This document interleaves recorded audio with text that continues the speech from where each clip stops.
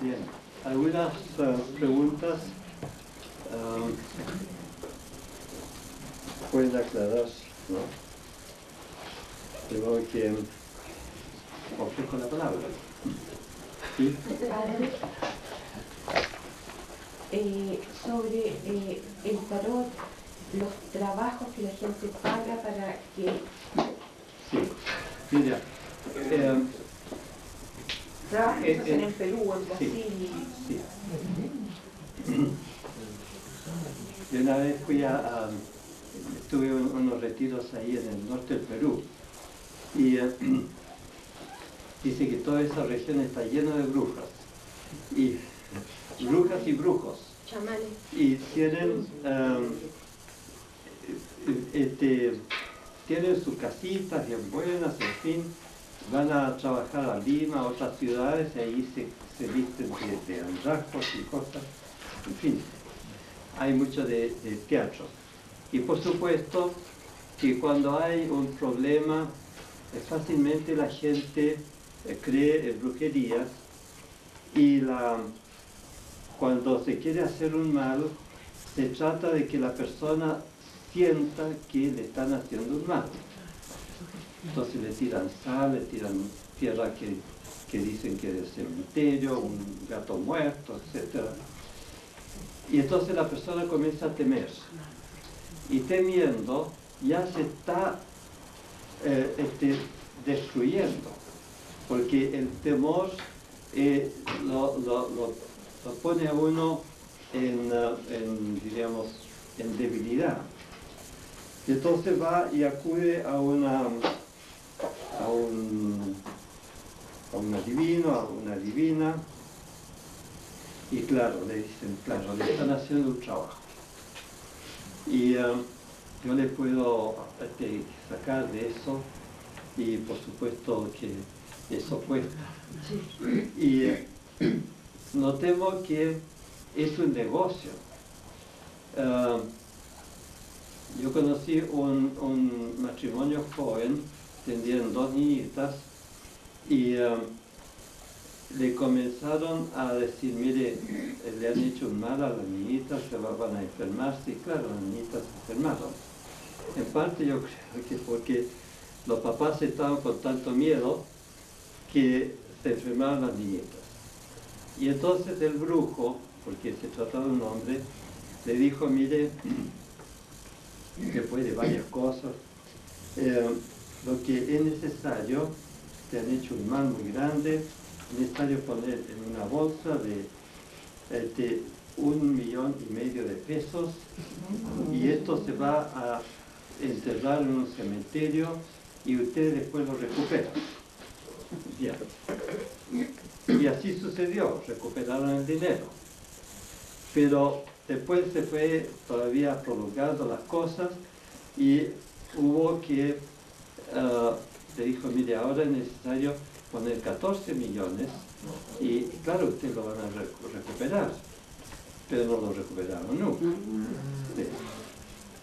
Y, es decir, es un negocio, mucho, y un negocio que está, diríamos, por el temor. Sí. ¿Sí? Bien, yo quiero saber en realidad qué dice la Iglesia, quizá en un documento sobre la levitación, la bifurcación y la posesión diabólica y todo esto que nos hablaba. Sí. Quizá tiene algún documento. Es sobre, bueno, hay una experiencia de la Iglesia de levitación, pero hay que averiguar las cosas. A mí me dijeron que el Padre Pío llegaba al altar a decir misa a esta altura, elevado.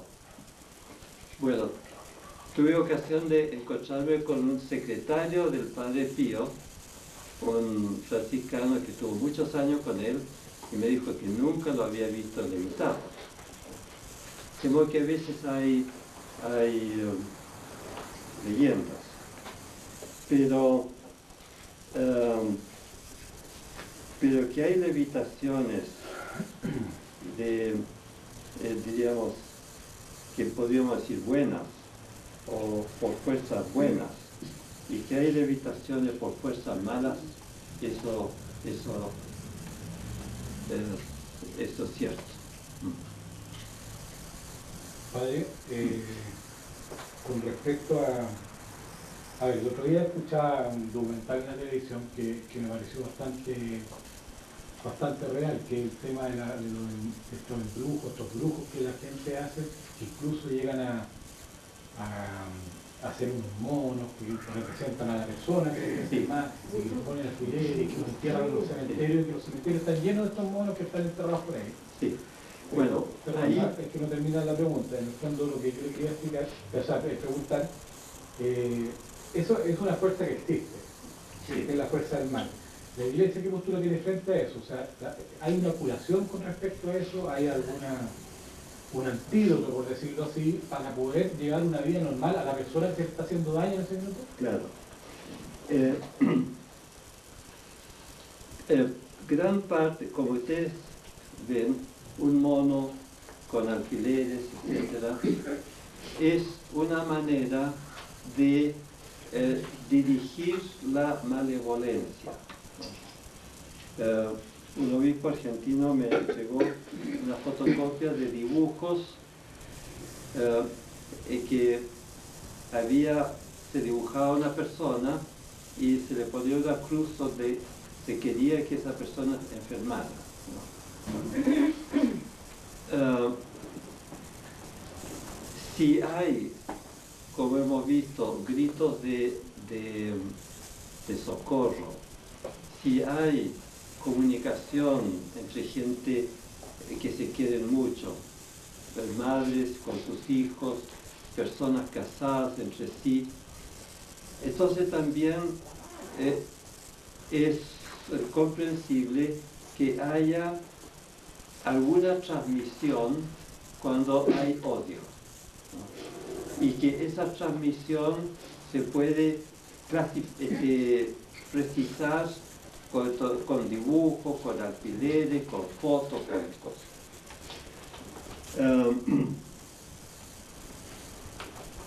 San Patricio, cuando comenzó a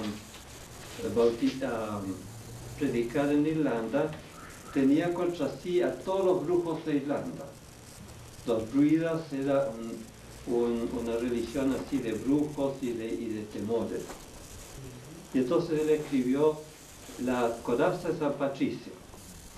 Y la Corazza de San Patricio es una oración muy bonita en que él dice, yo me envuelvo y ato a mí, como quien se ata una coraza.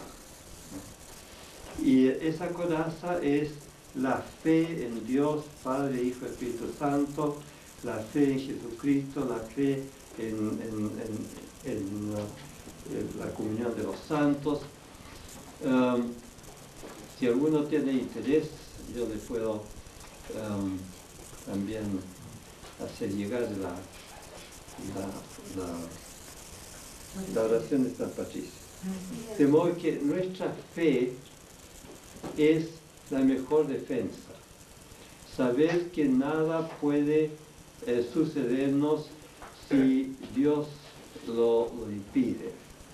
Y que nuestra fe nos lleva a confiar en Dios y a pedir su protección. Sí. Un día hablé con una señora que sabía un poco de metafísica y me habló sobre que podían existir vidas después de la muerte, que uno puede renacer en otra... reencarnarse, digamos, lo tengo que... Entonces me hablaba como que los profetas son antepasados de Jesús, Sí. y que estos profetas como que se reencarnaban uno en otro, y al final llegaban de Jesús, que era como lo máximo. Eso, ¿qué? Mire, eso es pura falsedad.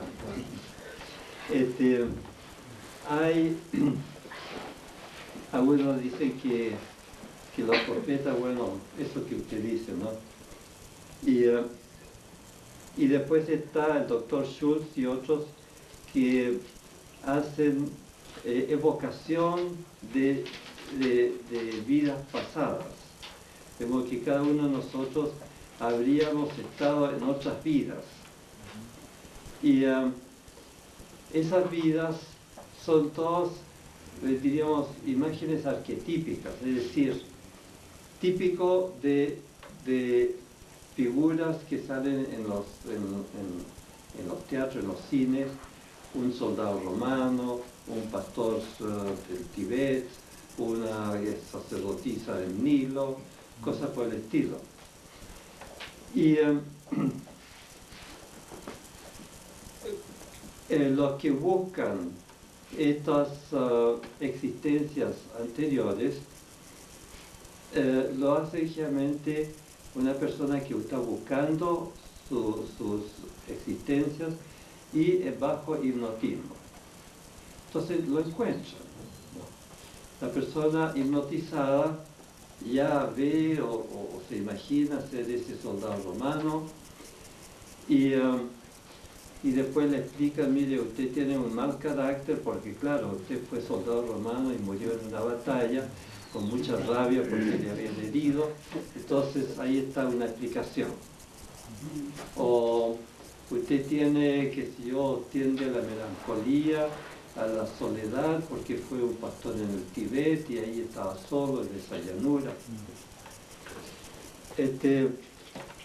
Son los casos que han creído como pruebas de vidas anteriores, no han dado resultado.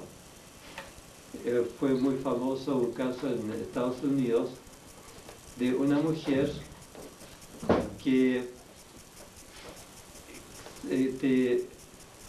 creyó haber estado viviendo en Irlanda el siglo anterior y que usaba palabras irlandesas, celtas, y describía un viaje en Irlanda que ella habría hecho y diríamos utensilios y cosas por el estilo. Pero vieron que el viaje era un viaje completamente desconexo, como quien dice, salimos de Santiago, llegamos a Rancagua, al día siguiente de Valparaíso tomamos el tren a Antofagasta y al día siguiente de Puerto Montt salimos a Aysén, qué sé yo. Es decir, no coincidía. En cambio, las palabras que ella decía de origen celta eran cosas que ella había oído en su niñez a irlandesas que venían de Irlanda. Es decir, todo eso inconscientemente se había como formado una vida anterior, pero no era ninguna prueba.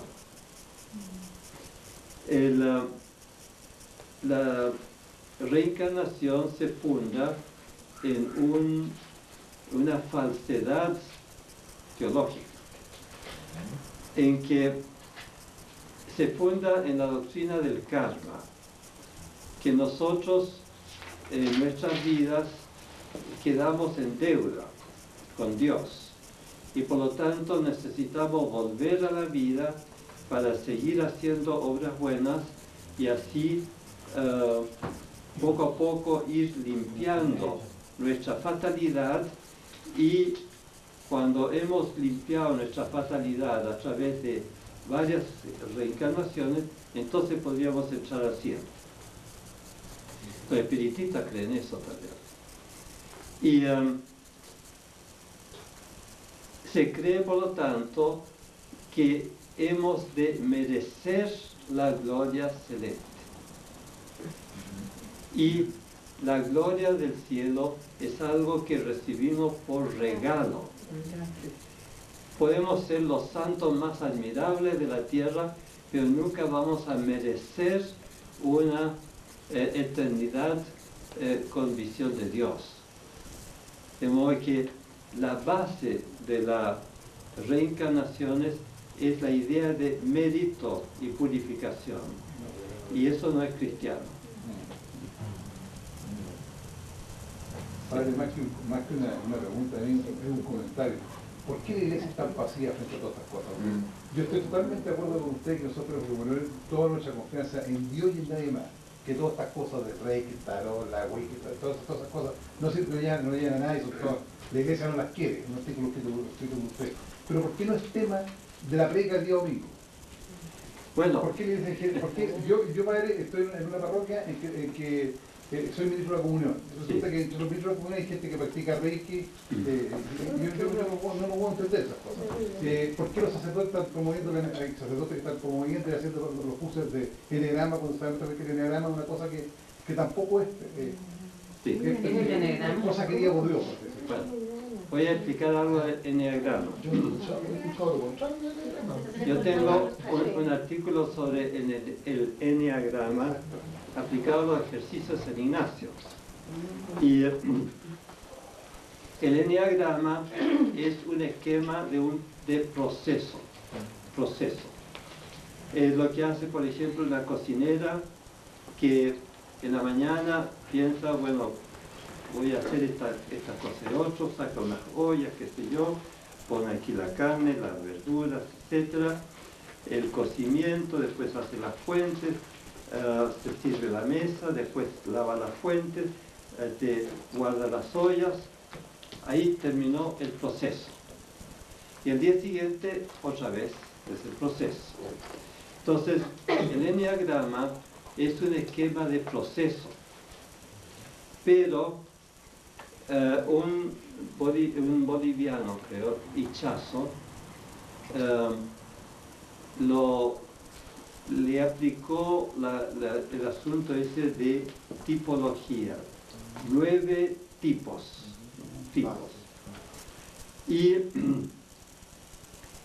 Y toda tipología es una cosa, yo diría, aproximada, pero no conveniente. Yo estuve trabajando con tipologías porque me parecía que una tipología podría ser útil a un director espiritual. Ve entrar a una persona y ya, tipo tal, y ya sabe qué es lo que necesita, qué son los puntos buenos, qué son los puntos malos.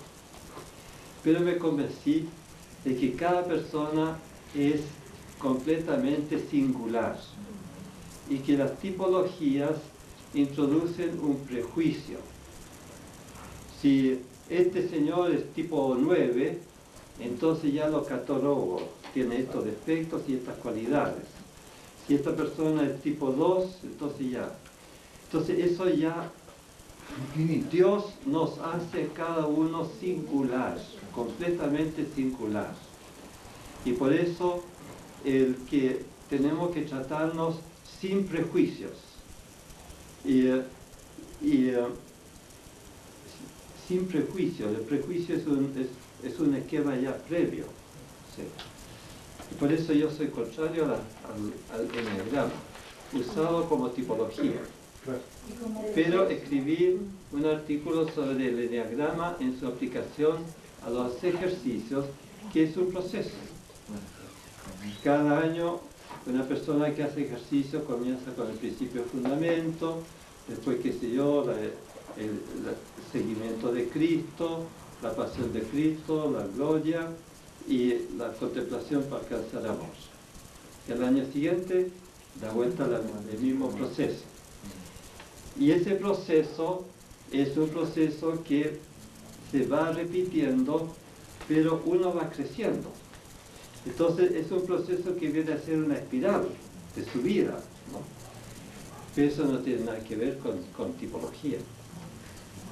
Padre, yo sobre ese mismo tema, yo fui en la parroquia, donde yo también participo, a un curso de eneagrama pero por una persona que era un laico, que era psicólogo y que lo usaba como tipología.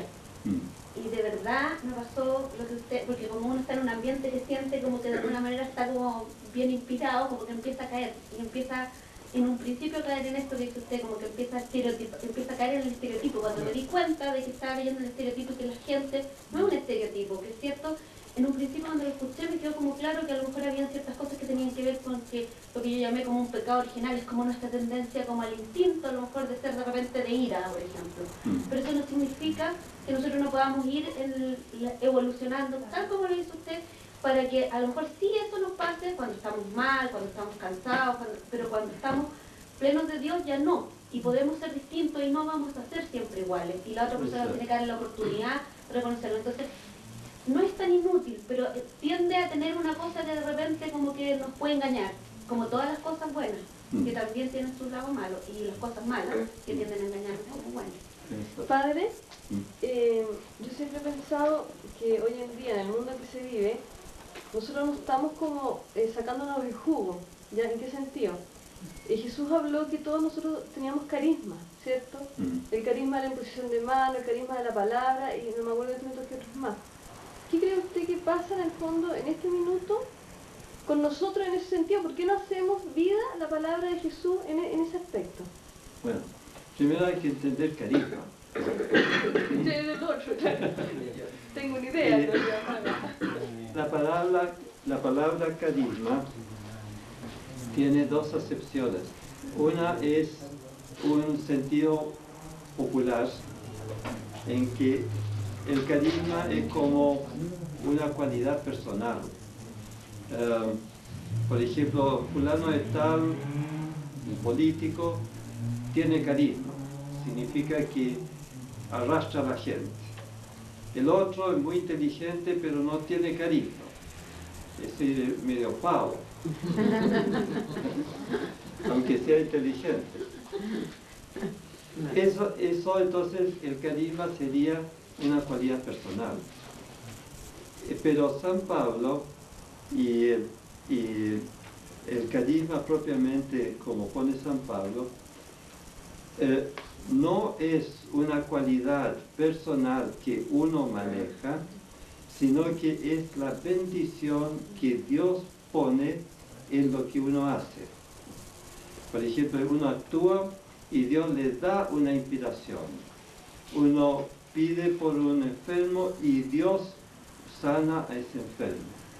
El carisma está en manos de Dios y no en manos nuestras, ¿no? Y por eso en el taller de carisma hay mucha oración en que los grupitos oran unos por otros para que el Señor bendiga, ¿no?